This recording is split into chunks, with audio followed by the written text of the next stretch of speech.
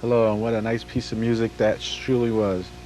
Today's show centers on the Atlantic coast of Virginia, known as the Jamestown, Williamsburg, Yorktown area, for its significance of the early colonization of the Americas above Florida by the English. This area, settled in the early 1600s, was principally set up as an adventure investment made by the British, who were interested in exploiting the resources and the lands of the New World, knowing full well that the Spanish had already established the New World and its colonies a little further to the south in the area of Florida and the Caribbean, along with South America and Central America. The Spanish held their colonies since 1492 landfall of Christopher Columbus. It took the English more than 110 years to finally be able to make any sort of penetration into the New World, and this is where their colonization of the Americas began. This area, Jamestown, was selected by the early landfall crew for its proximity to the Atlantic Ocean, its beautiful harbor, and also too the fact that it was surrounded by very lush estuaries and riverbeds, and it offered what the colonists of England had hoped would offer them a very bountiful and fruitful early colony. On Jamestown Island in the James River, about 40 miles above Norfolk, it was here that the first permanent English settlement in America was founded on the 13th of May, 1607. That representative early government was inaugurated on the American continent in 1619. It's interesting how England chose to recognize this particular area as the inaugural representative government on the American continent when the Spanish had already colonized the Americas since 1492. So since 1619, when Jamestown was firmly established, this was actually the first area where Negro servitude was introduced into the original 13 colonies. And Jamestown was the first Anglican church built in America. This is contrary to the Spanish colonies, which established the Roman Catholic religion. This settlement was in a low marshy district which proved to be unhealthy and accidentally burnt down in January of 1608. From there, the settlement moved to Williamsburg, where we're at now, and as you can see, this area is completely urbanized and nothing like the original first settlement, which we'll see later on in the program. Williamsburg was founded as the principal seat of government for the English colonies. This all happened around 1698, more than 90 years after the settlement was established at Jamestown. Middle Plantation, or Williamsburg, was made the provincial capital of the American colonies. And in 1699, the present name was adopted in honor of William III. Williamsburg was chartered as a city in 1722, and in 1736 the Virginia Gazette, the oldest newspaper in the South, was established here. In the Capitol here we found Patrick Henry, who on the 3rd of May 1765 presented his historic resolutions and made his famous speech against the Stamp Act. On the 15th of May 1776, the Virginia Convention in session here passed resolutions urging the Continental Congress to declare for independence. This is all very interesting because the English set up the initial investments to establish the colony here, which did very well for Sir Francis Drake, who set out on the first voyage to establish the landfall, and followed soon after by Sir Walter Raleigh. It was Sir Walter Raleigh who introduced the tobacco from the Caribbean to the Virginia states so as to bring a cash crop to the new colonies and exclusive trading agreements with the English. So you have to understand that Spain had already settled these areas of the New World and had capitalized on all of the resources before the English could establish Jamestown. Right now we're walking through a Algonquin village of the Powhatan, the local indigenous inhabitants of this Atlantic coastal area of Virginia. This is a lodge of the Indians. Here we see a canoe, some children learning how to dig it out. Here's some netting that the Powhatan Indians use along the James, the York River, and the Chesapeake Bay to catch fish and food stores. This is the end of the village, approaching the fort of Jamestown, some armaments. Here's the doorway to the Jamestown settlement. I guess they felt they needed a fort to protect themselves. And let's see what else they needed.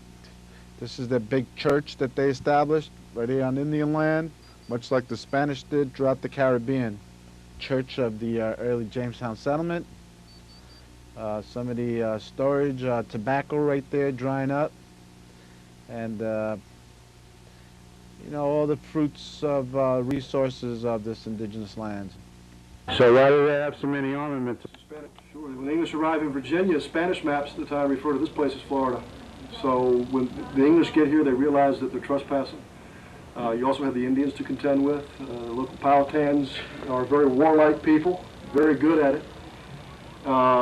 So this stuff is necessary. Armor. In fact, there's an order posted on the wall over here that no man is to leave the fort without his armor. At the point in time we're depicting, 1610 to 1614, this is a very precarious time because the Indians are attacking them and they're concerned that the Spanish will show up any day. So they have to be ready, and that's what this building is about. Did the Spanish actually ever come here to attack? They had 3 invasions that were stopped by mutinies and hurricanes. They did send some spies, which were captured in 1610 downriver and brought and held here at Jamestown for a while. How many spies? 2, I know, maybe 3. And what happened to them? They were sent back to Spain, or were they imprisoned, or were they killed? Or? Well, they were kept here for a time and eventually released. Some of the information we have on the fort was from one of the spies, Don Diego de Molina, noted several aspects about the fort that we've included in our reconstruction here. Notably, the loopholes in the walls, he says they're common to both sides, meaning that you could shoot in as easily as shooting out. So that's where we put them, down where you could shoot something into the fort. Based on that description from de Molina, he is released. You don't want to kill your prisoners because then they'll kill English prisoners. So they are exchanged, and it's Don Diego de Molina who leads one of the expeditions back to wipe out Jamestown when there's a mutiny on board and he's killed. And they return and go back to Spain. So what was like the official Spanish policy with England with respect to this colony? That's a good question. Spain and England are at war. That ends about the time Jamestown is founded, and there's an agreement between England, an official agreement between England and Spain, that England will not colonize Spanish territory. But this is not an English venture. This is a venture by a private stockholding company called the Virginia Company that just happens to be Englishmen. Oh, yeah. And what about the relationship with, like, Francis Drake and the privateers? You know, how did that work? Was that like another way to circumvent English intrusion into Spanish territories? Well, you know, the Spanish are coming back from the New World with ships filled with gold, and since England doesn't have any colonies in the New World at the time of Drake, if you're going to get the gold, you got to take it. So when you're doing that with permission, it's called privateers. Without permission, it's called piracy. So Drake was a privateer that had... Our leaders, Sir Thomas Gates, was a lieutenant. He was like the lieutenant to the second in command of the expedition. So yeah, Gates served. Gates was the chronicler for the Drake Carlisle voyage. I had no idea. So he was a very young man, and he's pretty old by the time he gets here. Yeah, so Gates was there when they picked up the Raleigh colonists. And he was in St. Augustine before this, which I think is really cool. That is. Yeah, which explains why. It explains why Sir Thomas Gates, because Drake's dead, and Carlisle's long since passed away, and then they're trying to look for a man who knows something about Virginia and colonization of the New World. And one of the first men on the council of the Virginia Company is no one but our very own Sir Thomas Gates. He was governor at the time period that we're depicting here. Yeah. Wow, so he really was quite an influential figure that played out in the history, both from the very beginning to the actual, like pre and post. Actually, had to come here himself to straighten things out. Had a very able younger officer who worked with him. Gates, in several occasions, comes across as being a little too lenient on men that have broken the law, but when that's balanced out by a man who had a reputation for being a little too zealous in his enforcement of laws, like Sir Thomas Dale, they actually made a fairly sound command. Hey, was there like a lot of attention paid to protecting the crops, I guess, the cash crops of tobacco, and back to English, since it proved to be so profitable? By the time 1614 rolls around, the war with the Indians is pretty much over. So the Indians were definitely not on the offensive anymore. They were struggling to survive. So the English were in the dominant position at that period and didn't have much to worry about from the Indians when they started doing tobacco. When Sir Raleigh realized that tobacco could be quite profitable, was that like, or Mr. Roth? Who was it? Rolfe would be the one who grows tobacco in Virginia, but Raleigh introduces or has a lot to do with making smoking a popular thing in England. But wasn't that like something that was already being like imported to Europe from Spain, from the Caribbean, or? Yes, there was. Oh, okay, so. That's why King James, one of the reasons I think why King James didn't like smoking. It was every pipe full of tobacco meant a little more English coin ending up in Spain, and all England got was a puff of smoke. It's a pretty good deal, actually, when you think about it, for Spain. As early as 2,000 years ago, natives of the Americas used tobacco as a medicine and as a hallucinogen in religious ceremonies and as offerings to the spirits they worship. Settled permanently in North America. This at Jamestown is the first permanent British settlement, but the Spanish were here long before the English. So, they had settled in St. Augustine in 1565. So the Spain had already colonized the New World. How did England get involved in, or even? Just because Spain claims that this area doesn't mean that they're settled here. And if you're not actually living right here in this area, to the English, the claim means nothing. Same thing to the French and to the Dutch. Everybody claims this area. But until there's a permanent settlement here, nobody else is going to really recognize that claim.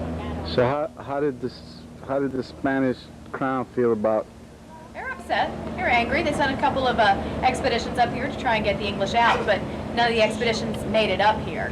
They had problems with weather coming up, so they never made it here. So was that like ever formally recognized by a treaty or an agreement or a? Not until the mid-1600s. Wow. It's very, very interesting.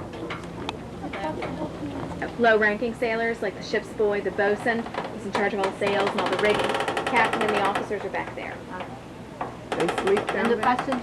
You can't stand down there, right? No, it's only about 3.5 feet high. I see So that. you'll have to sit or lay down most of the time. Jeez. One man died along the way, and he died on one of their stops. So we don't know which ship he was on because he died at a stop and they buried him there. How many people would be on the ship? 39 passengers and 13 sailors on this one. Boy, these, No. First 2 women arrived about a year and a half later.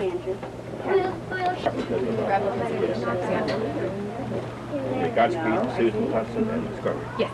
Okay. Is down there, that little pot behind the ladder, is that where they went to the bathroom? Yes. That's what I thought. He used chamber pots. Now each person would bring one. the voyage of the early colonists followed the route from Europe, sailing along the Atlantic side of Europe down to the Canary Islands, and then of course crossed over to the Caribbean. As you can see from the map, they made landfall on 1607 at Dominica, Guadalupe, Nieves, and the Virgin Islands, where they met a host of natives from the Caribbean known as the Taino people. On the island of Monita, one of the colonists fell ill and died before the crew arrived in Virginia in 1607. You know, what's interesting about this whole notion, too, is just the fact that you couldn't go anywhere throughout the Americas without first stopping by the Caribbean. And, of course, the indigenous people of the Caribbean, you know, made their presence felt. It's certainly something that's worth... That's the captain's cabin. So did he actually come with? Newport's armor, the captain of the ship and the admiral of the fleet. He had lost his forearm while boarding a Spanish ship in the Caribbean as a privateer, basically a legal pirate. He'd steal from the Spanish, give a cut to the crown. So the left forearm of that piece of armor should be gone. It weighs 60 pounds right now, so to get rid of the excess weight, he had to remove it. And who was Christopher Palmer again? Christopher Newport was the captain of this ship, Susan Constant, the admiral of the fleet. And he was captured in Spain sometime or other? No, he was a privateer. He would board Spanish ships and steal the goods they had on board in the Caribbean. And at one point, while boarding a ship, he had his forearm cut off. And he survived and won that attack. You okay? Wow. Where are you from? From Puerto Rico, Spanish colony. Christopher Newport, captain of the Susan Constant, was a privateer for Queen Elizabeth in the 1580s and 1590s, and he fought the Spanish in the Caribbean, and his right arm, as they called it, struck off by a piece of bar shot, which was used for destroying sails and rigging. So he was missing at least part of his right arm thanks to wars with the Spanish. And what was a privateer? Privateer is a pirate, basically, who's been hired by a king or a queen to fight against the king or queen's enemy. And at that time, the English Queen Elizabeth I hired Christopher Newport as a privateer against the Spanish, who at that time they were at war with. Was he a profitable privateer? Do they know if He did pretty well. He caught quite a few ships, very large hauls. So he did very well for himself. And that's one of the reasons he was chosen to be captain of this ship, or of the Susan Constant, and admiral of his fleet. How old was he? We don't know. At least probably 40 by the time he's sailing on this voyage, since it was in the 1580s that he was fighting against the Spanish, and this is 1607. Wow.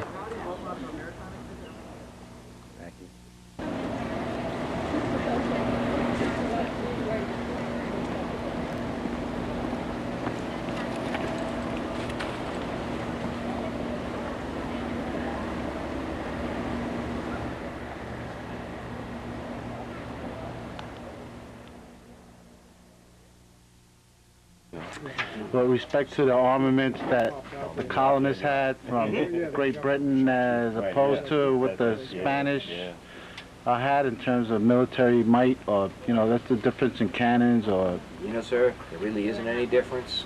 The best weapons the English Army has are Spanish muskets, because we picked them up after a battle's over.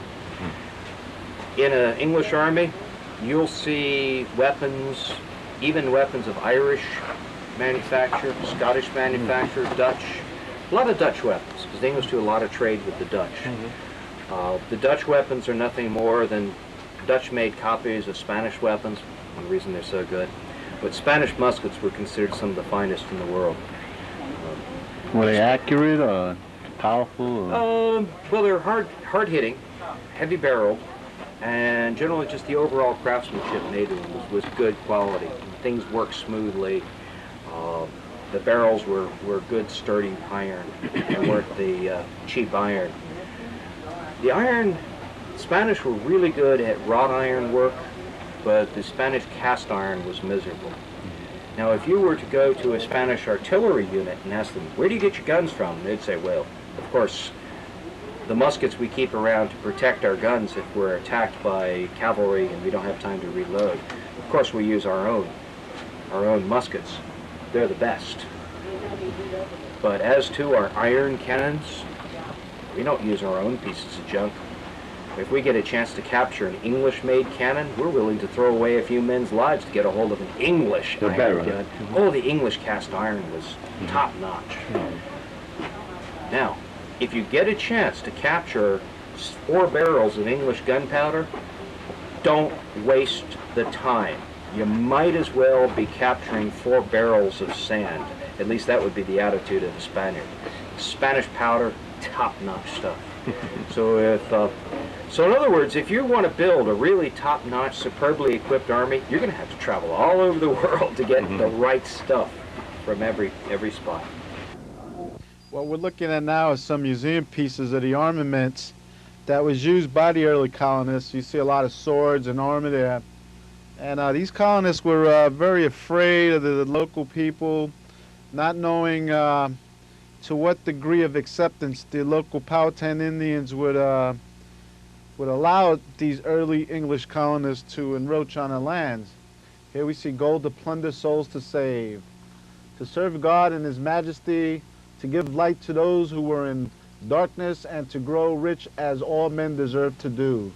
I mean, that was the principal underlying reason why these areas were colonized. Here you see the cannon, the might of the military that enforced and manifested this land takeover from the Indians. Here you have a helmet. And this was all done to access resources in the early globalization of the Americas. The images you see now are of the battlefield located at Yorktown, which was the principal port city of the Virginia colonies, where the tobacco crop was shipped out of port along the Yorktown River and sent back to England. Again, as we said before, tobacco was used by the natives of the Americas as a medicinal and hallucinogenic item and offering. When Christopher Columbus traveled to the Americas in 1492, he observed the Taino people of the Caribbean smoking tobacco. It was Columbus's crew who introduced tobacco to be grown and used throughout Spain, and throughout the next early area of contact, the tobacco served sailors, explorers, and diplomats throughout Europe.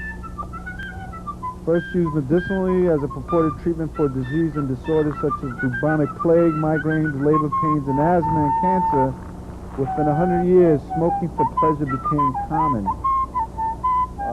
This cash crop proved to be quite well, and what you see here are the cannons that helped to protect the export of this. In 1612, the British colony at Jamestown, Virginia, began growing wild tobacco and exported it throughout England and Europe. This type of tobacco originated from the West Indies amongst the Taino people, and the demand in Europe grew.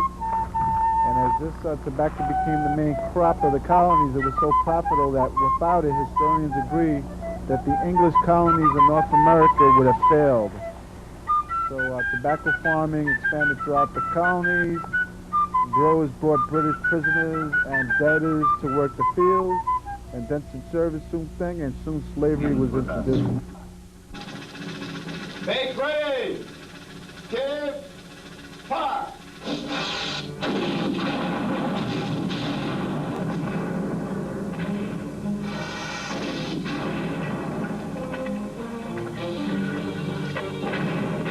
The colonies of Virginia soon learned that tobacco was an excellent cash crop, as it soon became the #1 commodity here in the American colonies. The British investors still in England were very mindful of this and sought ways of taxing and imposing tariffs on this tobacco, leaving the American colonies to Europe. These tobacco plantations were so large, in fact, that it required slave labor and also a careful administration, and that's what the whole colonial government in Williamsburg was all about. And that's basically what started the Revolutionary War, this interest in this tobacco. Tobacco served as the principal trade commodity that lured France into the revolutionary conflict between the colonies of the Americas and the motherland of Great Britain. France sent armaments in return for promises of Virginia tobacco. The French Navy helped blockade the Chesapeake Atlantic coast, thereby preventing the British from resupplying their armed positions against the Continental Army. The city of Yorktown, which served as the principal port for tobacco shipping of the colony's rich commodity tobacco, was losing the battle because it could not be resupplied. The French Navy made sure that. Eager to bankroll a new American Continental Congress by establishing early exclusive trade interests in the tobacco industry, France soon replaced British merchants in this very lucrative trade. The founding fathers of the American colonies, now known as the United States of America, were all tobacco plantation owners who made fortunes on this native medicinal crop, tobacco. Well, welcome once again to Presencia Taino.tv, which airs Monday nights, 10:30 p.m., channel 67. This is Roger Hernandez, the executive producer of Presencia Taino.tv, and we can be reached at our website, www.presenciataino.tv. Please send us your notes and comments. This has been a copyrighted year 2002 Presencia Taino.tv presentation.